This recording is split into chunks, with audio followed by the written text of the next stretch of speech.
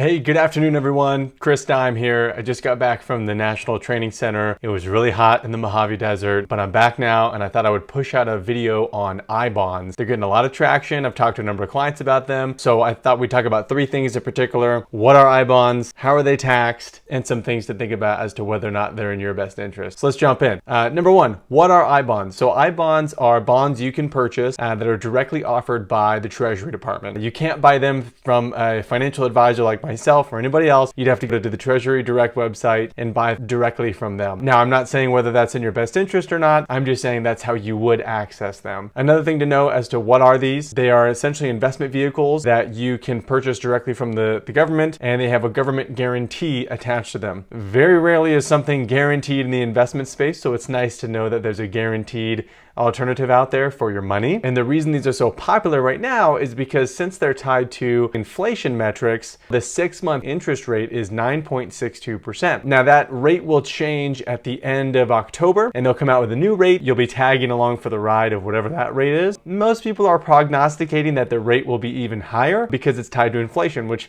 hasn't necessarily been as transitory as we all thought it was going to be here in 2022. Could it be higher? Absolutely. That said, the 9.62% is a very attractive rate because compared to what cash alternatives used to pay, 1%, 2%, what people are kind of used to getting in their CDs and their money market accounts, 9.62% is pretty attractive. 9.62 sounds great. Are there some downsides? Yes. One of the downsides is your money is locked up for 1 year. So if you don't have a 1 year or longer time horizon, I would not recommend putting money here because you won't be able to get the money back out. So how do these things work? The minimum investment is $25. The maximum investment is 10 grand per person per calendar year. So theoretically, I could buy 10 grand, my wife could buy 10 grand, our daughter could buy 10 grand, and then my son, due in November, could also buy 10 grand in 2022. And once you've purchased bonds, that money is then locked up for 1 year. Theoretically, you can pull the money out anytime after 1 year, but if you pull the money out after 1 year, but before the 5th year, you'll suffer a 3-month interest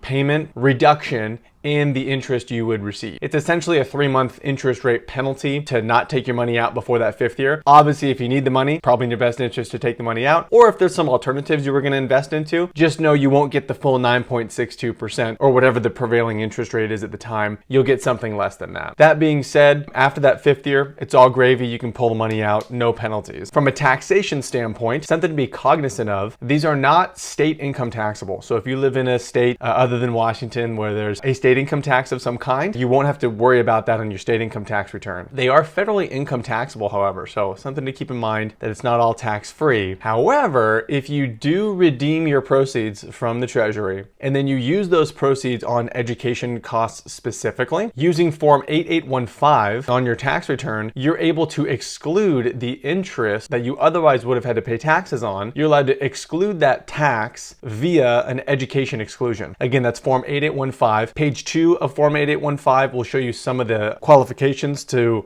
qualify for that exclusion. One of them is like you have to be over the age of 24. There's also adjusted gross income numbers, such as if you're single, you can't make more than 98 grand. If you're married filing jointly, you can't make more than like 154 grand. So just something to keep in mind that may or may not be doable for you and your family. Third thing, should you invest money into these? Well, obviously I'd need to know your specific situation to make a hard and fast recommendation. That being said, some general guidelines to consider. As long as you have your emergency fund in place, which is that 3 to 6 months of living expenses, if you can part with money for a year or longer, this is now a contender. 9.62% guaranteed by the Treasury is a phenomenally attractive rate, especially when you compare it to the long-term averages of where else you could invest. Cash, usually getting like 1 to 2% over the long term. Fixed income or corporate bonds, some in the ballpark of like 4%. And then stocks over the long term, some in the ballpark of like 9 to 10%. And none of those are guaranteed. So if you can get a guaranteed 9.62%, that's pretty attractive, something to consider. But again, at least a 1 year lockup.